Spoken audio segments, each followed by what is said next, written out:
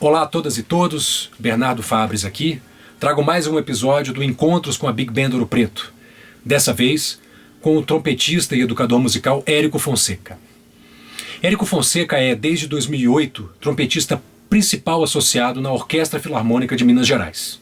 E desde 2012, professor do Departamento de Música da Universidade Federal de Ouro Preto, onde coordena projetos de ensino e aprendizagem voltados para o trompete.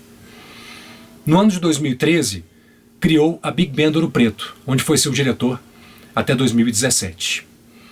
Em 2019, ingressou no doutorado em música da Universidade Estadual de Campinas, a Unicamp. Érico foi laureado em 99 com uma bolsa de estudos na Haute École de Musique de Suisse Romande, na Suíça, na classe de Jean-François Michel, onde se graduou em Pedagogia Musical em 2003 e obteve mestrado em Práticas Interpretativas em 2005. Sua intensa carreira como instrumentista e educador o levou a excursionar por diversos países da Europa, do Norte da África e da América Latina. Com vocês, Érico Fonseca. Olá a todas, olá a todos. Meu nome é Érico Fonseca, sou professor do Departamento de Música da Universidade Federal de Ouro Preto. Agradeço ao convite do professor Bernardo Fabres. Vou abordar especificamente a função do naipe de trompete na Big Band e como que os membros desse naipe devem interagir entre si para que tenham um som mais homogêneo e um som mais possível padronizado dentro do que se entende por idiomática e estilo de Big Band. O instrumento que eu vou utilizar para exemplificar é o trompete em si bemol. O trompete si bemol é o instrumento mais comumente utilizado em bandas de música e também no jazz, na música de concerto também é muito utilizado o trompete em si bemol, principalmente nas tradições russas e britânica. Normalmente, o naipe de trompete de uma big band é dividido em 4 vozes. O lead trumpet, que é o primeiro trompete, e que ocupa uma função de líder no sentido de que ele vai sugerir maneiras de se articular, né, as articulações, os fraseados, a dinâmica, para que os demais membros do naipe possam copiar, né, esse estilo de execução e de modo que o naipe soe mais homogêneo dentro da orquestra. O segundo trompete já tem mais uma característica de solista. Ou seja, ele não tem a responsabilidade de tocar as notas agudas como o primeiro trompete, mas ele tem uma responsabilidade de tocar os solos, os improvisos. Então, normalmente, as características do segundo trompete vão ser muito diferentes do primeiro trompete. Enquanto o primeiro trompete tem um som mais brilhante, características sonoras mais incisivas, né? O segundo trompete já tem características mais de finesse, de um solista, que possa encantar as pessoas, né, com sua música. E normalmente o segundo trompete é o improvisador. E o terceiro trompete, ele já reúne também algumas características de primeiro trompete e normalmente na eventualidade do primeiro trompete, né, se ausentar, o terceiro trompete toca a primeira voz. É interessante frisar que no ambiente sinfônico, nas orquestras sinfônicas, isso também é muito comum.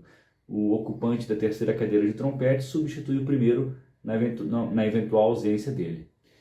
E já o quarto trompetista é um trompetista que tem que ser muito técnico e ele tem que ter características de improvisador, assim como o segundo trompete, e também ter uma boa tessitura. Dependendo dos arranjadores, o quarto trompete ele até auxilia um pouco o primeiro trompete, faz uma espécie de assistência. E tem casos que um naipe de trompete de Big Band tem 5 membros. Normalmente, esse quinto membro vai justamente auxiliar o primeiro trompete, porque normalmente exige-se muito fisicamente do executante primeiro trompete de Big Band. Então, ter 2 primeiros trompetistas revezando a cadeira pode ser interessante.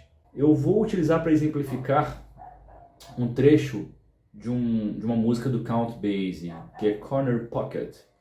É um verdadeiro clássico das Big Bands. Inclusive, recomendo muito que ouçam a Big Band de Count Basie para se ter uma ideia de estilo e linguagem de Big Band norte-americana dos anos 30 e 40.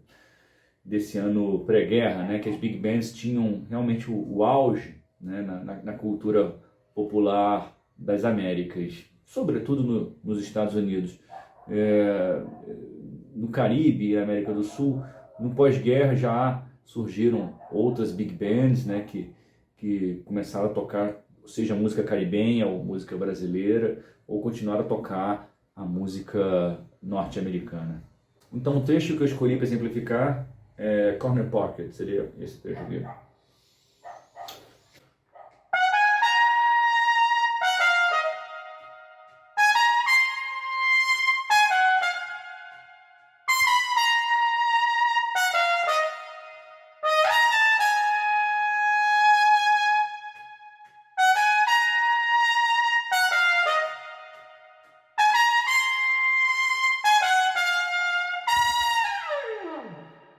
Bom, trecho clássico.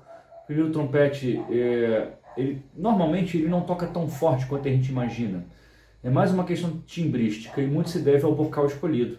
Eu uso um bocal que é um pouco mais raso, né, que tem um furo um pouco menor também, para poder ter uma característica timbrística que inclusive é bem diferente da minha característica natural. Eu tenho um som mais escuro, mais redondinho, mas com o bocal eu consigo já ter uma característica de líder de naipe de música popular.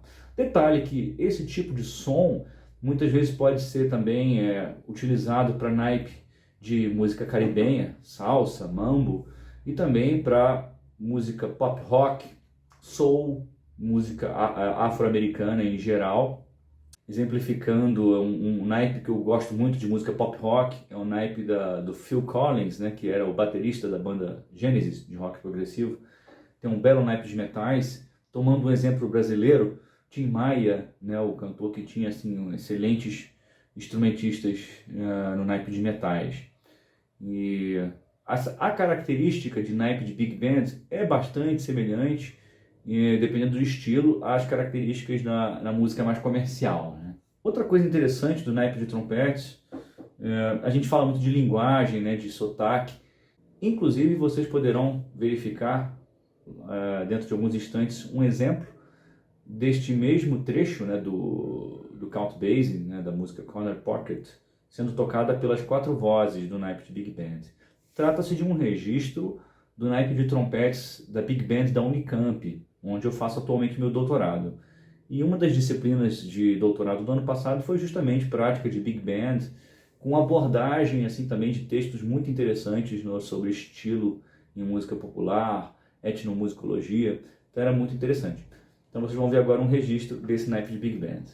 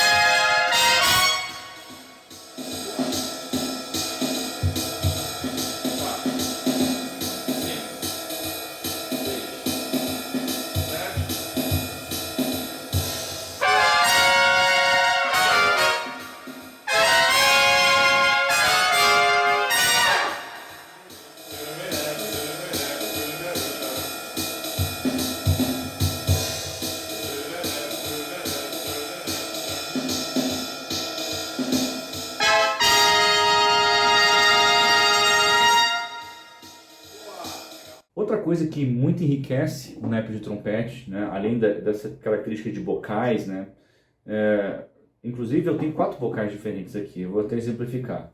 Eu vou tocar o início do tema com um bocal menor que eu tenho.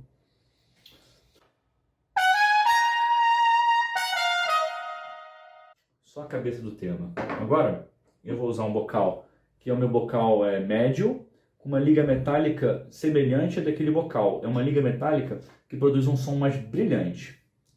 Esse bocal ele já é maior do que o bocal anterior.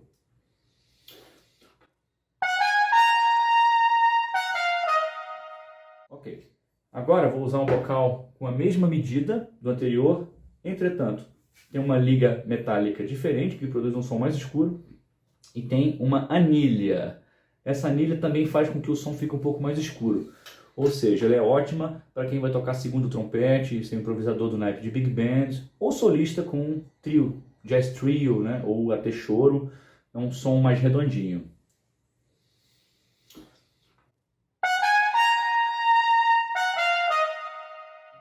Agora, eu vou usar o meu bocal mais largo, que é um bocal... todos os bocais, inclusive, são da marca Angelman, que é uma marca que fez bocais padronizados para mim, né, customizados. E, bom, esse aqui é o bocal maior, que tem um som ainda mais escuro e ainda mais aveludado do que os bocais precedentes.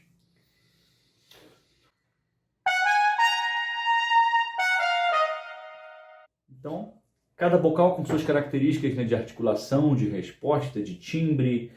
E outra coisa muito legal no universo da Big Band são as surdinas. Essa aqui é uma straight mute, ou uma surdina seca. Não sei se é um termo não tradutível, mas já tem um timbre um pouco mais ácido, porém discreto.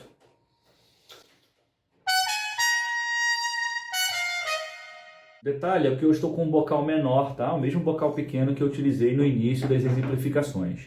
Aqui é o mesmo tipo de surdina, porém feito em metal. A anterior, ela é feita de madeira e uma resina plástica, eu esqueci o nome. Madeira e... fibra. É uma fibra de carbono. Fibra de carbono e madeira. Enquanto essa, ela é toda de metal.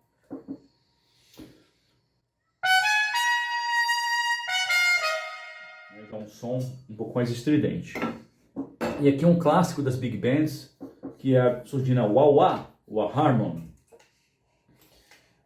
Com essa pequena campainha, permite-se fazer alguns efeitos muito charmosos. Vejam.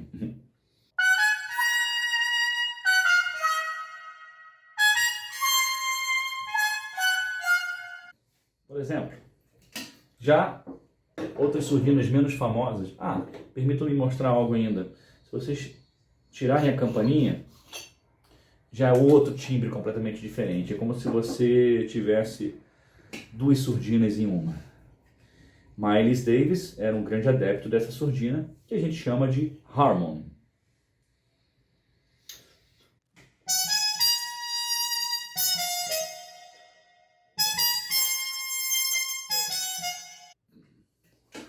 Ok.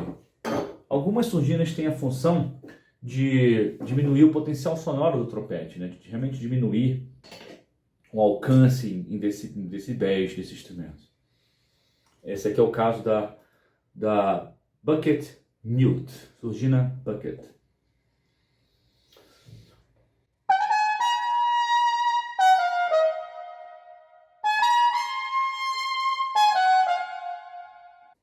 Em seguida, é whisper mute. O nome da surdina já é autoexplicativo, né? Wisp significa sussurrar em inglês. É uma surdina realmente para dinâmicas ainda mais baixas.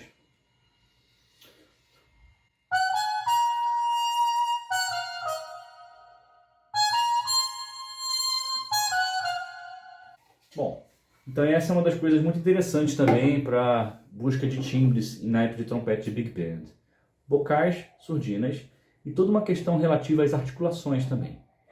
Agradeço a todos e obrigado, professor Bernardo Fabres, pelo convite. Espero que este vídeo seja útil para que o naipe de trompete da Big Band de Ouro Preto tenha ainda mais interesse em apurar questões referentes a estilo, dinâmica, linguagem e busca por novos timbres. Até breve. Tchau.